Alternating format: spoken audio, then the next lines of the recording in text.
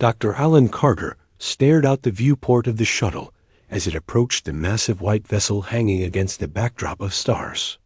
The interstellar medical vessel Mercy's Reach was nearly a mile long, its smooth hull marked with the universal symbol for medical aid, a spiral of blue light that was recognized across 17 systems.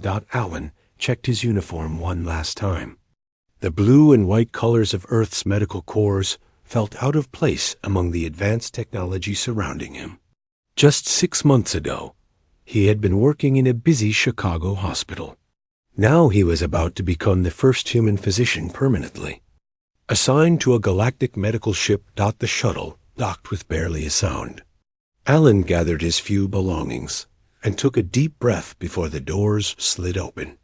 Dr. Carter, welcome aboard the Mercy's Reach.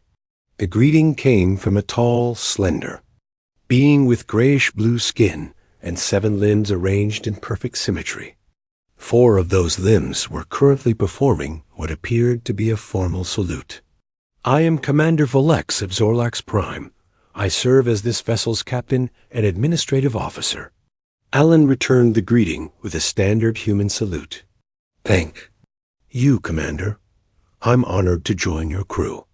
The honor is ours, Valex said, lowering their limbs. Your species' inclusion in our medical program has been most unexpected. Alan had heard this sentiment before, ever since Earth had joined the Galactic Alliance 3 years ago. Humans had somehow gained a strange reputation among the stars. Despite being centuries behind most other species in technology, humans had been unanimously voted into the Galactic Medical Council. Even more surprising was the Council's decision to make human doctors mandatory on all medical vessels. I understand. Our presence is unusual, Alan said carefully. I hope to prove the Council's decision was sound. Vilex's face shifted in what might have been a smile. I have no doubt. Please follow me to your quarters. You'll want to settle in before your orientation begins. They walked through corridors filled with technology that made Earth's most advanced. Hospitals looked primitive. Beings of various species nodded respectfully as they passed. Alan noticed many of them watching him with obvious curiosity. Our current medical team includes 23 specialists from 14 different worlds, Velix explained as they walked. Most have been with us for several cycles. They are curious about working with a human, but I assure you they are professionals. May I ask a question, Commander? Alan said. Of course. Why exactly did the Council vote to include humans on medical ships? I've never received a clear answer. Valex stopped walking and turned all 4 of their eyes toward Alan. You truly don't know? Alan shook his head. Our government representatives were simply told it was a unanimous decision. Something about unique intuitive capabilities. Valex made a sound that might have been a laugh. Let me show you something before we continue to your quarters. They changed direction, heading deeper into the ship until they reached a large circular room. The walls were lined with screens displaying star maps and medical data. This is our central memory archive, Valex said. Computer, display First Contact Medical Event 1, Centauri Colony. The center of the room filled with a holographic display showing a planet surrounded by small settlements. The image zoomed in to show alien medical workers in protective gear, moving among crowds of sick colonists. 6 of your Earth months before formal first contact with your world, a terrible illness spread through the Centauri colony, Velex explained. Over 40,000 colonists from 12 different species were affected.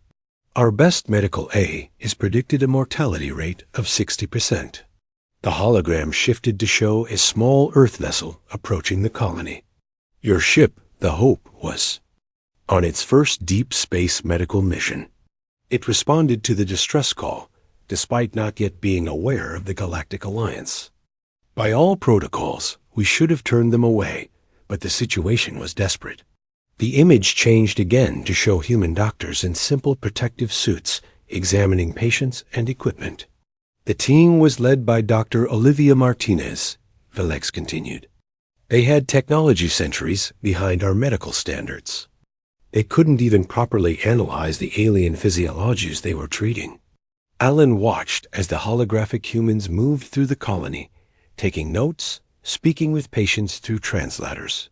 Within 12 hours, Dr. Martinez made us a diagnosis that our advanced systems had missed. The colony wasn't suffering from a pathogen at all. It was a simple vitamin deficiency caused by improper food processing for different species. A basic nutrient supplement was all that was needed. Felix turned all four eyes to Alan. 40,000 lives were saved because a human doctor had a feeling something was being overlooked.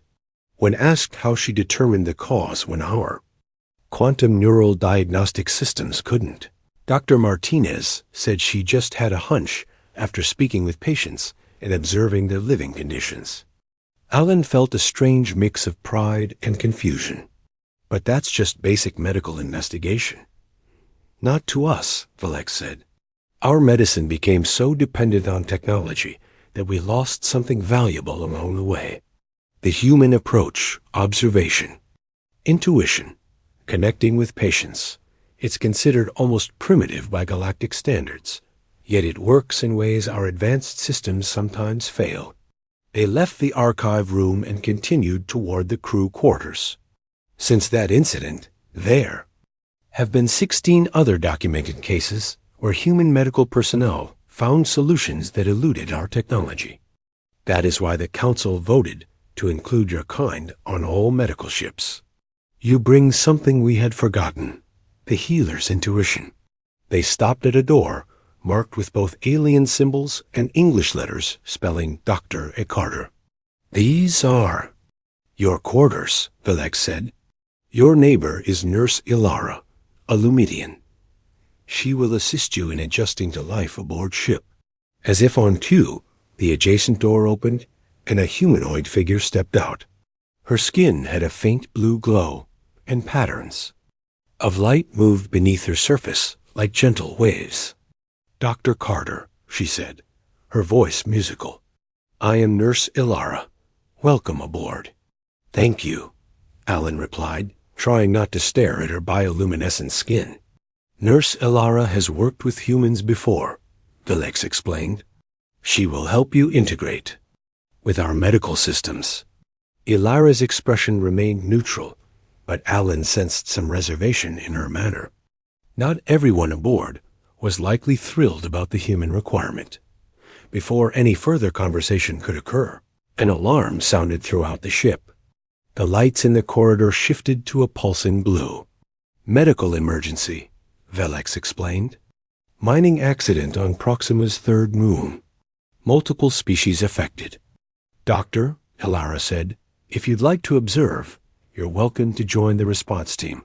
Alan straightened his shoulders. I didn't come here to observe, nurse. I came to work. Something like respect flickered across Ilara's luminous features. Then we should hurry to the medical bay. Your first case awaits. As they hurried through the corridors of the vast ship, Alan felt the weight of responsibility settling on him. He wasn't just representing himself or his hospital anymore. He was representing humanity, proving that there was still value in the human approach to medicine, even among the stars. The ship hummed around him as it prepared to jump to the emergency site. His first test as a galactic doctor was about to begin. 3 weeks passed quickly aboard the Mercy's Reach. Alan settled into a routine, learning the ship's systems and treating patients from across the galaxy. Most cases were straightforward with the advanced technology available, but Alan found he still had much to learn about alien physiologies. The mining accident had been a success for the medical team. Alan's quick thinking had saved 2 miners when he noticed signs of internal bleeding that the scanners had missed. Nurse Ilara had been impressed, though she tried not to show it. Alan was reviewing patient files in the medical bay when the doors slid open. Dr. Susan Miller walked in, another human doctor who had joined the ship a week after Alan. She had previously worked in emergency medicine in Detroit before being selected for the Galactic Medical Program. "Morning, Alan," she said, grabbing a cup of the blue liquid that passed for coffee among the crew. "Sleep well?" "As well as anyone can when your neighbor glows all night," Alan said with a smile. The light from Nurse Alara's quarters often seeped under his door. Susan laughed. "You get used to it. Any interesting cases today?" Before Alan could answer, Commander Valix's voice came over the ship's communication system. "Medical team to briefing room 1. Priority situation developing." Alan and Susan exchanged glances and hurried to the briefing room. They found several other medical officers already gathered, including the ship's Trisalian medical director, Dr. Zellern. With 3 eyes and metallic scales covering his body, Zellern was an imposing figure. "We have received an urgent call from the Galactic Diplomatic Corps," Valix announced as soon as everyone was present. "A delegation of Melnorine diplomats has fallen ill while attending a conference on Proxima Station. 6 diplomats are showing identical symptoms, and the station's medical facilities are unable to determine the cause." A holographic display appeared in the center of the room, showing the medical data. The Melnorins were humanoid, with pale green skin and elongated skulls. The readouts showed elevated body temperatures, respiratory distress, and skin discoloration. "The symptoms don't match any known Melnorin disease in our database," Dr. Zellern said, his metallic scales clicking as he moved. "We will arrive at Proxima Station in 40 minutes. I want full quarantine protocols in place. This could be contagious." The medical team dispersed to prepare, but Alan lingered, studying the holographic displays. Something about the symptoms seemed familiar to him. "What are you thinking?" Susan asked, noticing his expression. "I'm not sure yet," Alan said, "but I've seen something like this before." When they arrived at Proxima Station, the medical team found the 6 Melnoran diplomats in isolation. They all showed the same symptoms. Green skin turned yellowish, difficulty breathing, and stomach pain. The station's medical I had run every test it could think of but found no pathogens, parasites, or toxins. Dr. Zellern and his team immediately began advanced diagnostic procedures. Alan and Susan were assigned to interview the diplomats about their activities before they fell ill. "When did your symptoms first appear?" Alan asked the lead diplomat, a female named Lyra. "Yesterday evening," she said weakly, "after the botanical garden reception." "Did all of you attend this reception?" Susan asked. Lyra nodded. "It was in honor of our delegation. They served foods and drinks from many worlds." Alan made notes. "Did you all eat and drink the same things?" "We tried many items," Lyra said. "But yes, we all shared a special tea made from rare flowers. It was presented as a delicacy." Something clicked in Alan's mind.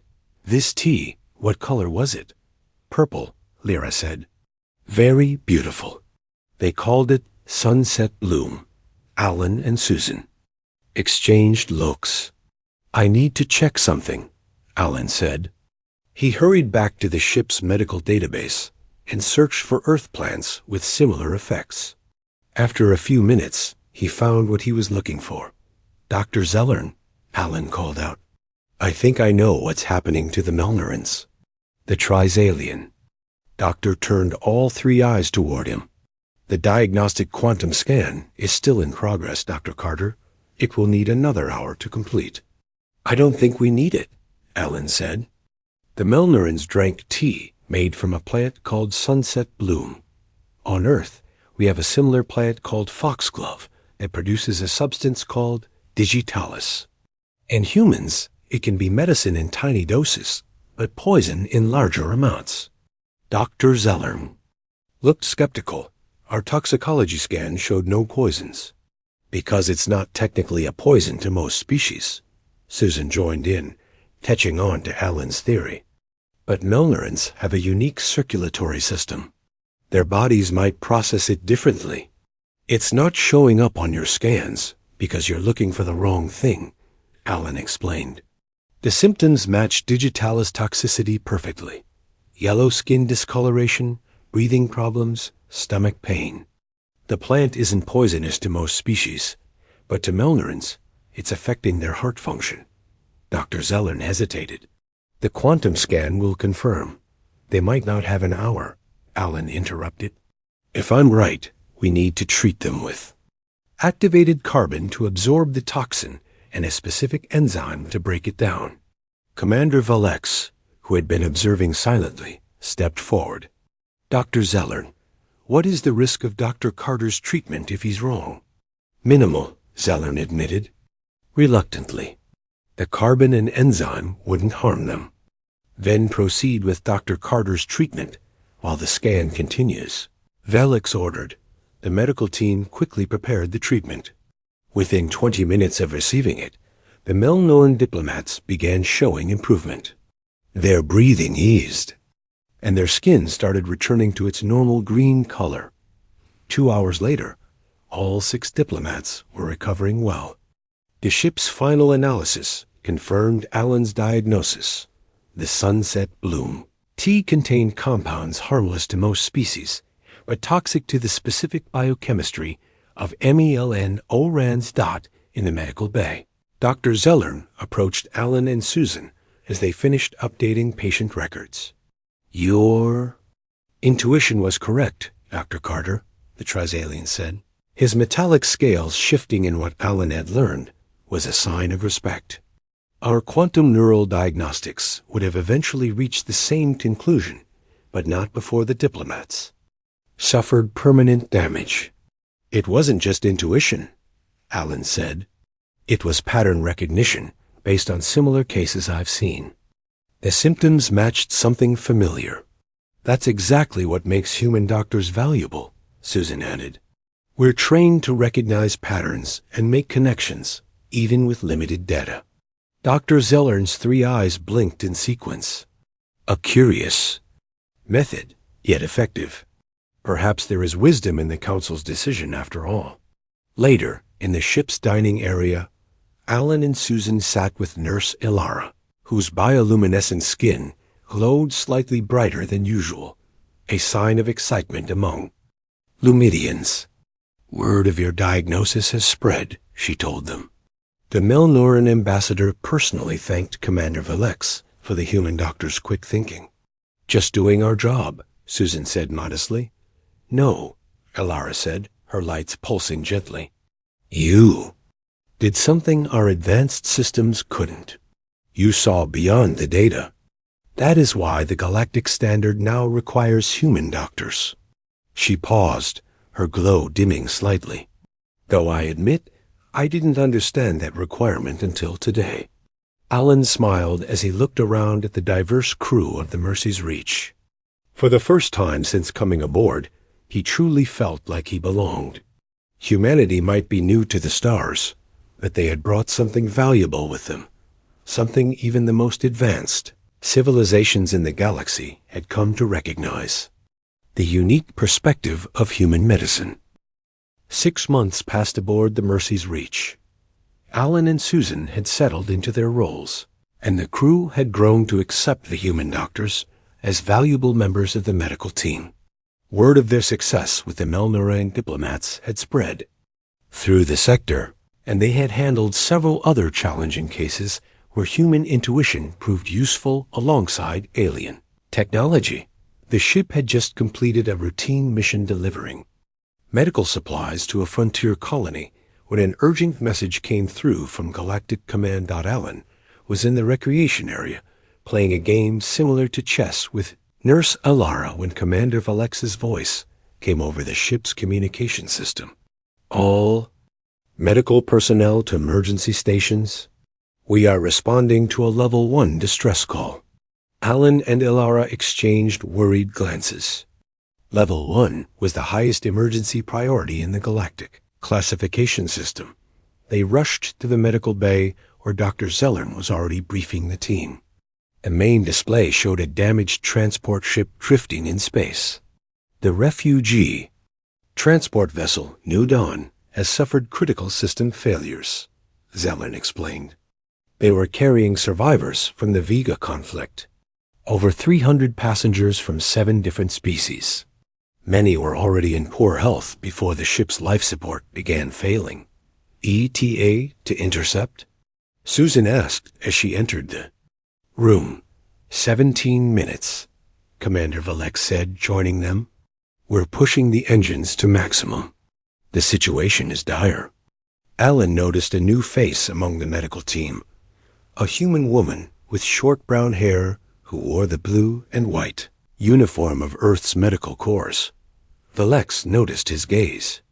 Dr. Patricia Jones joined us during our last dock at Proxima Station. Dr. Jones specializes in xenopsychiatry. Patricia nodded to Alan and Susan. I've heard good things about your work here. Before they could respond, Zellern continued the briefing. Prepare for mass casualties. Initial reports indicate at least 80 critical patients. We'll need all hands for this operation. The next hours were a blur of activity as the Mercy's Reach reached the crippled transport and began taking on patients. The medical bay quickly filled with injured and sick refugees from the war zone. The medical team worked frantically to stabilize. The most critical cases. Allen found himself treating a family of Dorsian refugees with severe radiation poisoning from a damaged engine section. Their blue-tinged skin was covered in painful blisters, but the ship's advanced radiation treatments were working well. Susan managed the triage area, directing patients to different treatment zones based on their needs and species. The ship's systems helped translate dozens of languages as frightened refugees tried to explain their symptoms. By the end of the first day, they had stabilized most of the critical patients. Of the 300 refugees, 78 had required immediate medical intervention. Remarkably, they had lost only 3 patients despite the severity of the situation. As the emergency phase ended, the medical team shifted to ongoing care. The refugees would remain aboard until they could be transported to their final destinations, which meant the Mercy's Reach would serve as both hospital and temporary home. On the 3rd day after the rescue, Dr. Patricia Jones approached Alan. In the medical bay, Dr. Carter, could I get your opinion on a patient? She asked. Of course, Alan replied, finishing his notes on a Dorsian child's treatment. Patricia led him to a quiet section of the medical bay where a small figure sat, motionless on a bed. The child appeared humanoid, but had iridescent skin that shifted, colors slightly with each breath. Large, pupil-less eyes stared blankly forward. This is Riv, a Veldari child, Patricia explained softly. Age equivalent to about 8 Earth years. Physically, there's nothing wrong with Riv. All scans show normal function, but as you can see, the child showed no reaction to their presence. No movement, no acknowledgement. How long has the child been like this? Alan asked. Since arrival. The transport crew said Riv was found hiding in a storage compartment after the Vega attack. The parents are presumed dead. Alan reviewed the medical chart on the nearby screen. The psychiatric AI diagnosed trauma-induced catatonia and recommended. Neural stimulation therapy? Patricia nodded. We've tried that for 2 days with no response. Dr. Zellern suggests we try more aggressive treatments, but something doesn't feel right about the diagnosis. Alan studied the child carefully. What? Makes you doubt the AI's assessment? Little things, Patricia said. Watch closely. She adjusted the lighting in the room, dimming it slightly. The child's skin tone shifted almost imperceptibly in response. See that? And there's more. Patricia played a soft musical tone. Again, there was a subtle change in the child's skin color. The AI is measuring brain activity, vocal response, and physical movement to assess consciousness, Patricia explained. But the Veldari communicate partly through skin pigmentation. I think Reeve is responding, just not in ways our systems are. Designed to measure. Alan nodded slowly. What do you think is really happening? I've been researching Veldari neurophysiology. They process trauma differently than most humanoid species. I believe this isn't catatonia, it's a protective state. Their neural pathways create a kind of sensory cocoon when overwhelmed. And the standard treatments may actually be reinforcing the withdrawal, Patricia said. The neural stimulation feels like another attack to a Veldari nervous system. Alan considered this. What do you propose instead? A gentler approach. I've been sitting with Riv for hours, observing these subtle reactions to different stimuli. I think I can create a therapy using specific light patterns and sound frequencies. That might help break through the protective state.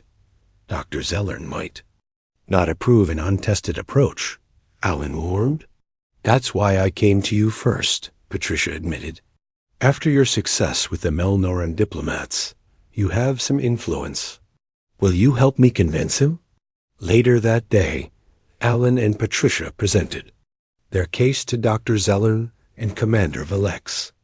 The psychiatric AI has recommended increasing the neural stimulation, Zellern said, his metallic scales reflecting the light as he moved. Your approach has no precedent in our medical database. That's exactly why we need to try it, Alan argued. The standard approach assumes all species process trauma the same way. Dr. Jones has observed responses that the AI missed because it wasn't looking for them. Commander Valex tilted their head thoughtfully. Dr. Jones, how confident are you? In your assessment? Very confident, Commander, Patricia replied. I've spent more time with Veldari patients than the AI has data on them. Their species was only recently admitted to the Alliance, and their physiology is still not fully understood by our systems. Valex turned to Zellern. Doctor, what is the risk of Dr. Jones's approach? Zellern's three eyes blinked in sequence. Minimal. Physical risk. But delaying the recommended treatment could reduce chances of recovery.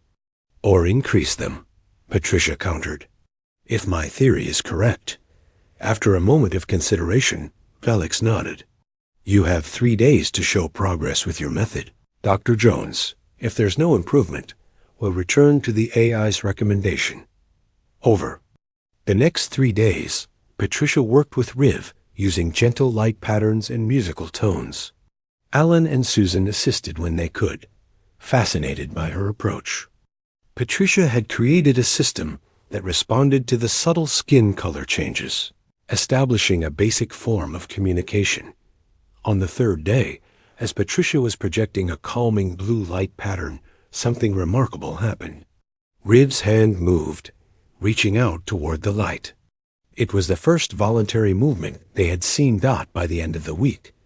Riv was responding consistently, skin colors shifting rapidly in what Patricia recognized as Veldari emotional expression. Within 2 weeks, the child was walking around the medical bay, interacting with the staff through a combination of skin color changes and simple gestures. Dr. Mix, the ship's quintillion psychologist, observed one of the therapy sessions with evident fascination. Our systems are designed to identify and treat conditions across thousands of species, Mix commented. Yet your human approach, this individualized observation and emotional connection, created a breakthrough our technology missed. Commander Valex added an official commendation to Patricia's record. Once again, human medical intuition proves its value to our mission. As Alan watched Riv playing a simple game with Patricia, using light patterns to communicate, he felt a deep sense of pride in his species' contribution to galactic medicine.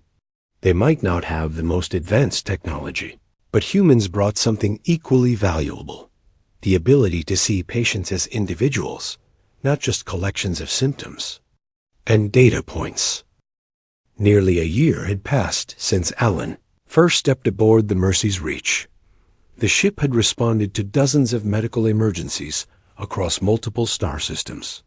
The human doctors had proven their worth many times over, with their successes recorded in the ship's logs and shared throughout the galactic medical community.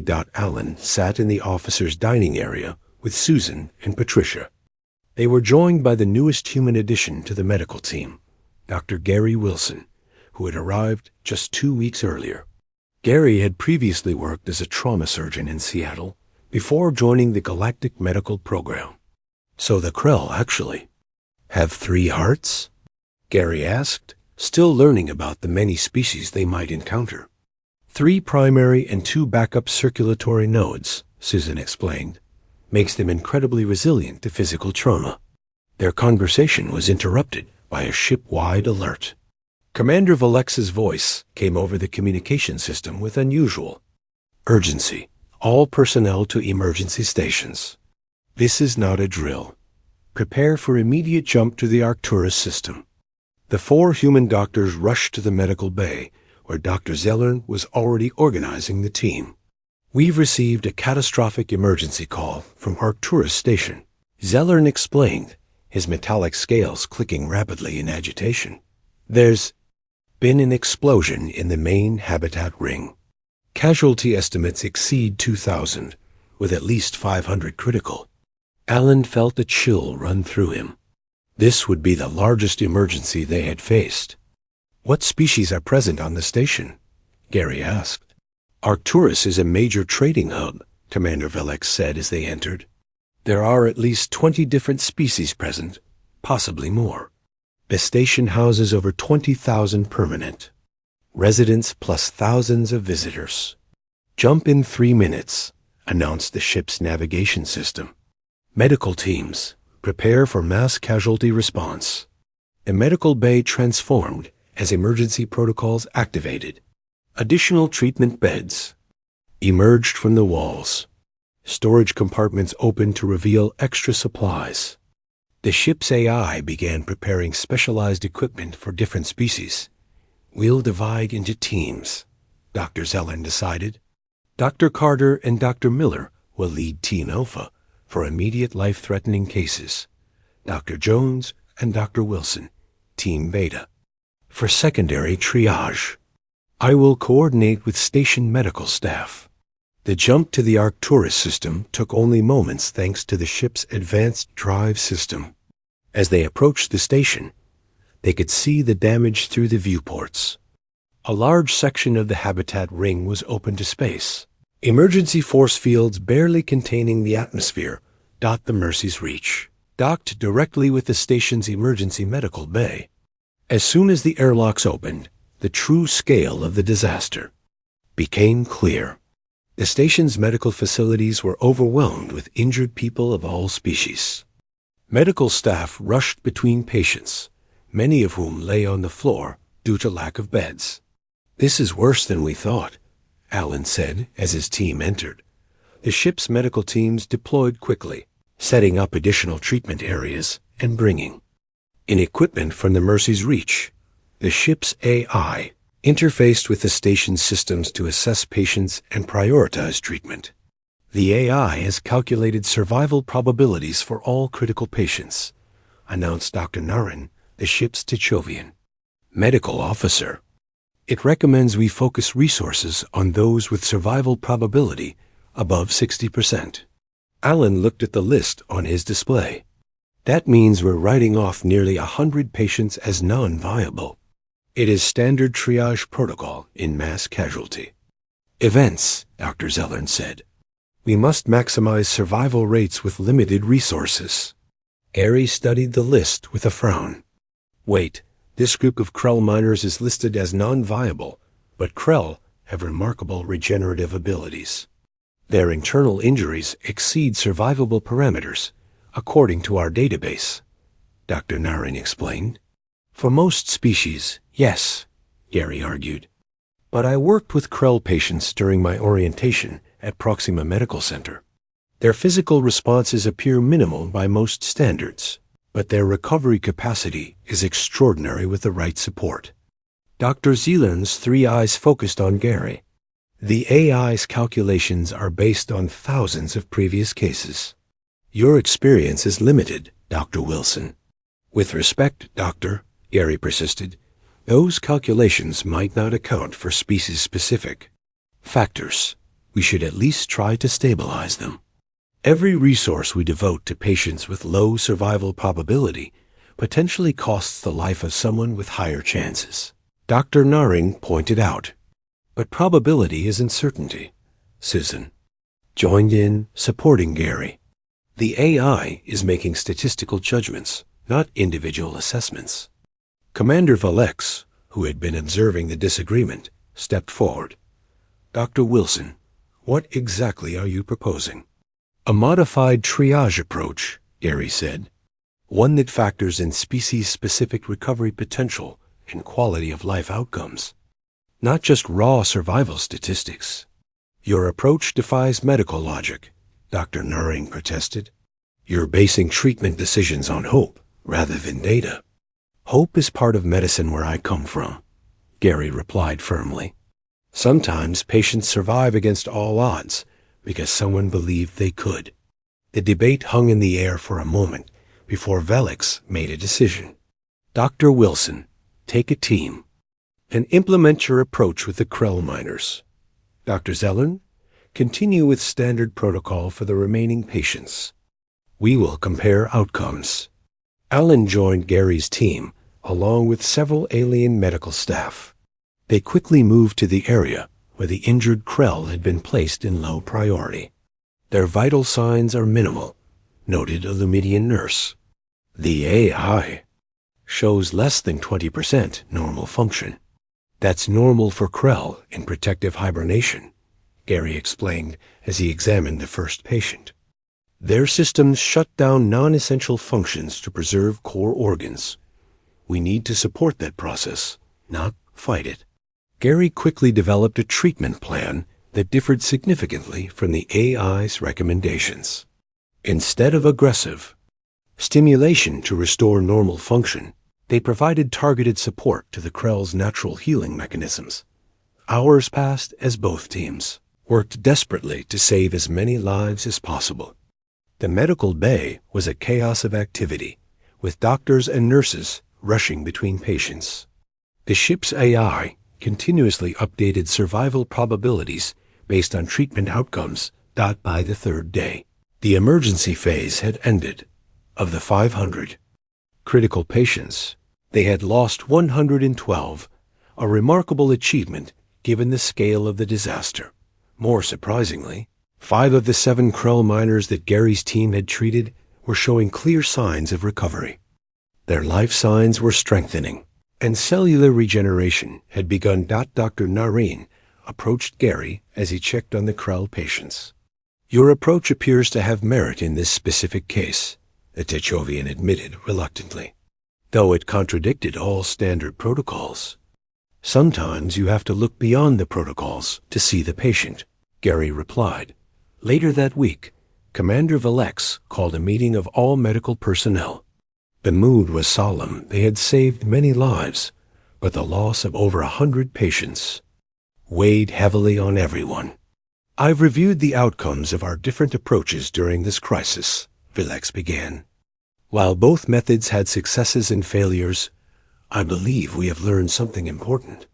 Valex activated a display showing comparative statistics. Dr. Wilson's modified triage approach showed a 23% higher survival rate.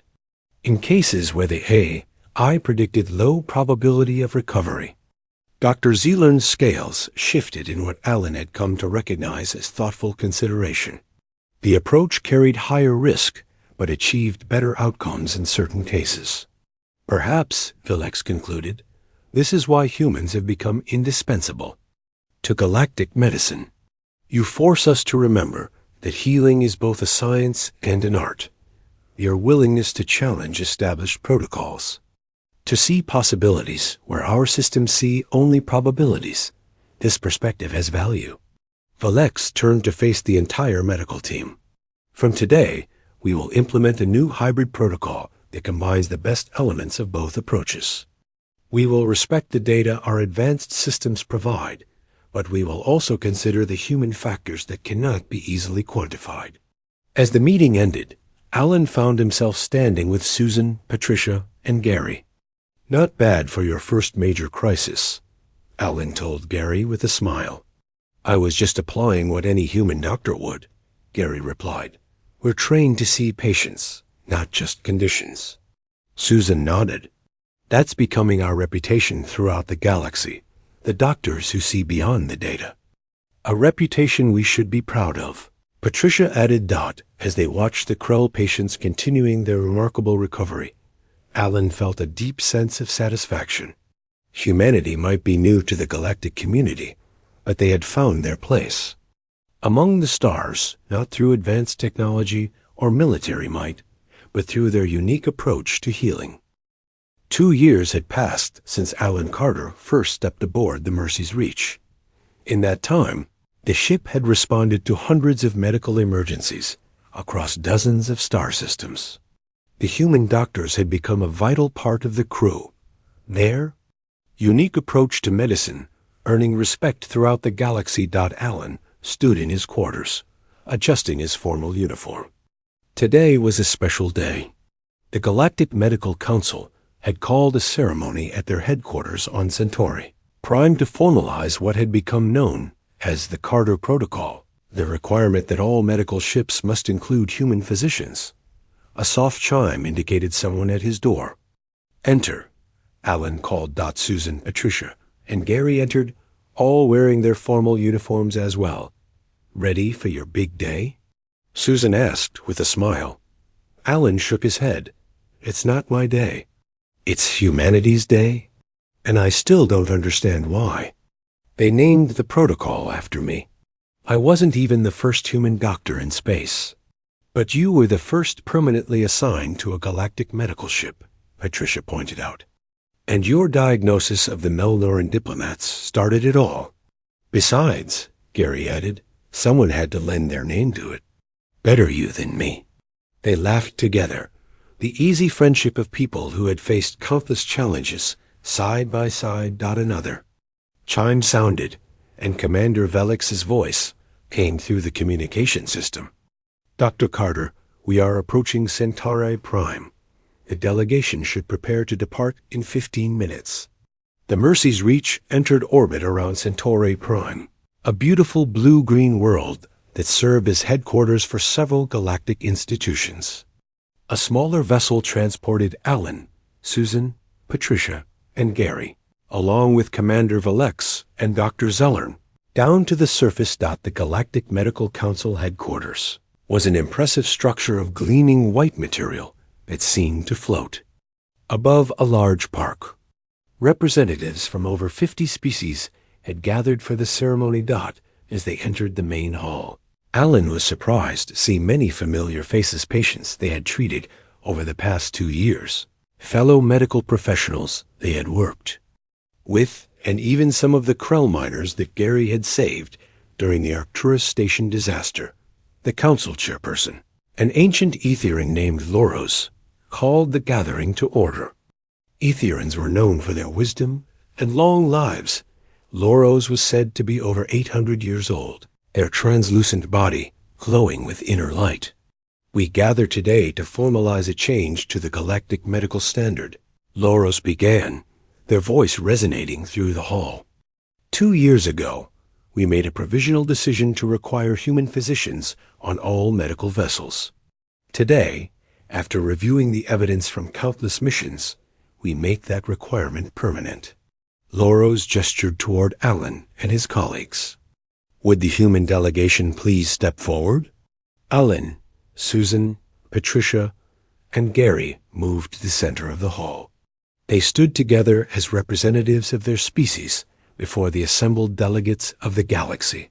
"For millennia," Loros continued, "we believed that medical advancement meant moving toward greater automation, more sophisticated analytics, and increasingly complex technology.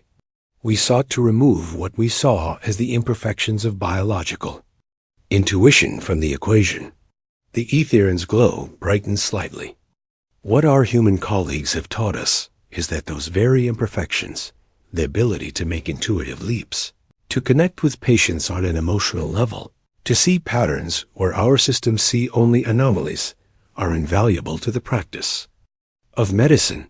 Loros turned to address the entire assembly. "The data is clear.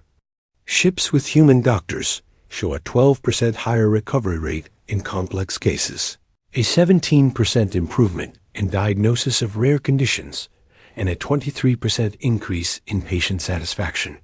The Aetherian turned back to face Alan directly. Dr. Alan Carter, as the first human physician permanently assigned to a galactic medical vessel, would you accept the honor of giving your name to this protocol? Alan felt a moment of surprise, even though he had known this was coming. The honor belongs to all human doctors who serve on medical ships, not just to me. But if attaching my name to this protocol helps formalize our contribution, then I accept. Loros nodded. Then let it be recorded in the Galactic Medical Standard that the Carter Protocol requires all medical ships to include human physicians in their core medical staff. The ceremony continued with speeches from various officials. Dr. Zellern, whose initial skepticism of human doctors had gradually turned to respect, spoke about the successful integration of human medical practices with advanced galactic technology. The hybrid approach we have developed aboard the Mercy's Reach has proven more effective than either system alone, the Trisalian concluded. Sometimes the most advanced solution is not the most complex one. As the formal part of the ceremony ended, the attendees mingled in the Great Hall. Alan found himself approached by a group of young aliens wearing the distinctive blue and white of medical trainees. Dr. Carter, one of them said, a young Lumidian whose skin glowed with excitement. We're the first class of the new integrated medical program. We're studying both the technological approaches of galactic medicine and the intuitive methods of human doctors. Alan smiled. That's wonderful. The future of medicine should combine the best of all approaches. Before he could continue, Alan's communication device signaled an urgent message. He checked it quickly, then looked up at his colleagues. The Mercy's Reach has been called to respond to a situation in the Proxima system, he said. A mining colony is reporting an unknown illness. Susan, Patricia, and Gary all nodded, immediately ready to return to duty. They made their apologies to the gathered dignitaries and prepared to depart. As they were about to leave, Dr. Zellern approached them. When you first came aboard, the Trisalian said to Alan, I thought the Council's decision was merely political, giving Earth representation in galactic affairs. Now, I understand it was wisdom. The metallic scales on Zellern's face shifted in what Alan had come to recognize as a smile. Our ships don't include human doctors as a courtesy to your species. We include them because without you, we are incomplete. As they boarded the shuttle to return to the Mercy's Reach, Alan looked out at the gathering of species from across the galaxy. 2 years ago, he had been a doctor in a Chicago hospital, never imagining he would find himself here. Now humanity had found its place among the stars, not through military might or technological superiority, but through their unique approach to healing. The shuttle lifted off, carrying them back to their ship and their duty. There were patients waiting, mysteries to solve, lives to save. The work of medicine continued, as it always had, but now with a new understanding that transcended species and spanned the stars. On board the Mercy's Reach, the medical bay was already being prepared for their next mission. Human doctors and alien specialists worked side by side, each bringing their unique strengths to the practice of medicine. The ship's AI calculated possible diagnosis, while human intuition suggested unexpected connections. Advanced technology provided precision while human empathy provided comfort. And somewhere out in the darkness between the stars, a ship was in trouble. People were suffering, and help was on the way, help that combined the best that all species had to offer, a perfect blend of science and compassion, technology and intuition, alien wisdom and human heart. For when it came to the art and science of healing, the galaxy had discovered what Earth had always known: medicine works best when it remembers that every patient, regardless of species, is an individual, not just a collection of symptoms and data. And that was why the galactic standard for medical ships would always include a human doctor.